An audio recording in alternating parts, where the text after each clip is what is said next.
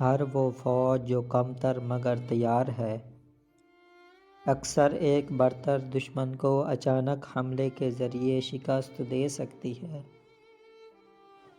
جو باتیں ہم نہیں جانتے ان کے بارے میں ہمیں کبھی یہ ظاہر نہیں کرنا چاہیے کہ ہم جانتے ہیں۔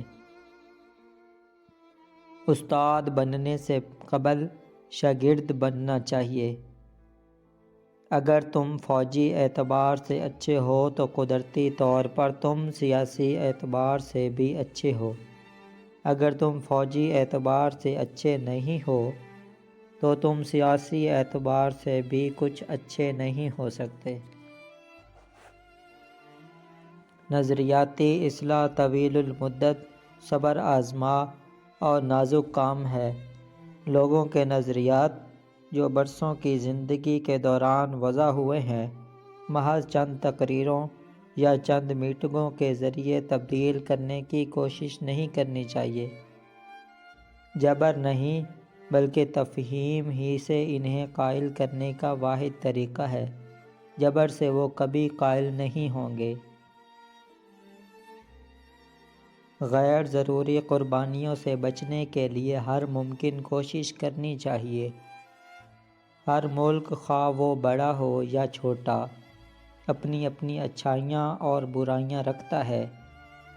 ایک اچھا انقلابی وہ ہے جو اس جگہ جانے کا زیادہ مشتاق ہو جہاں مشکلات زیادہ ہیں۔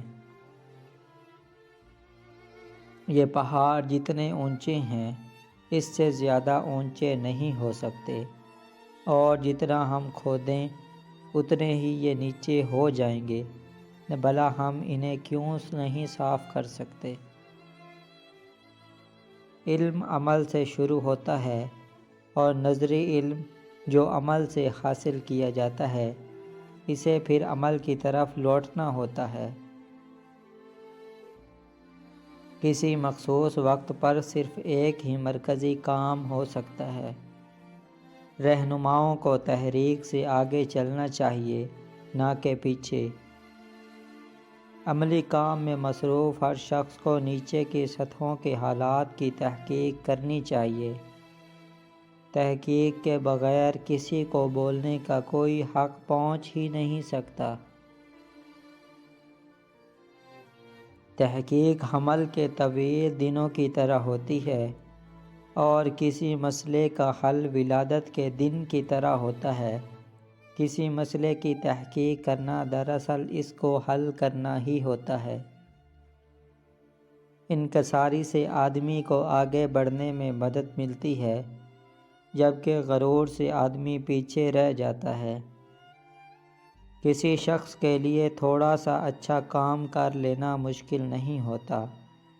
جو چیز مشکل ہوتی ہے وہ یہ ہے کہ تمام عمر اچھا کام کرتے رہنا اور کبھی کوئی برا کام نہ کرنا۔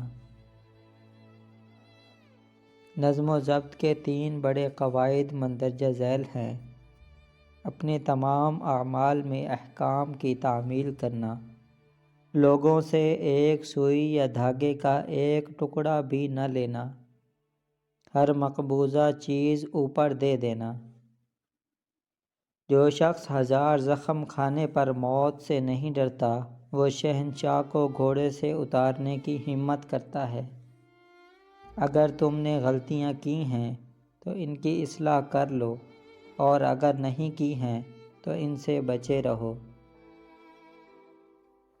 آئندہ غلطیوں سے بچنے کے لیے پچھلی غلطیوں سے سبق حاصل کرو۔ تو دوستو، یہ تھے چند اقوال زریں۔ امید رکھوں گا کہ آپ کو پسند آئیں گے۔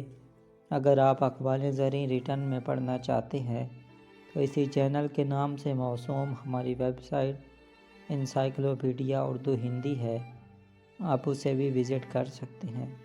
ویڈیو دیکھنے کے لیے شکریہ۔ جزاک اللہ۔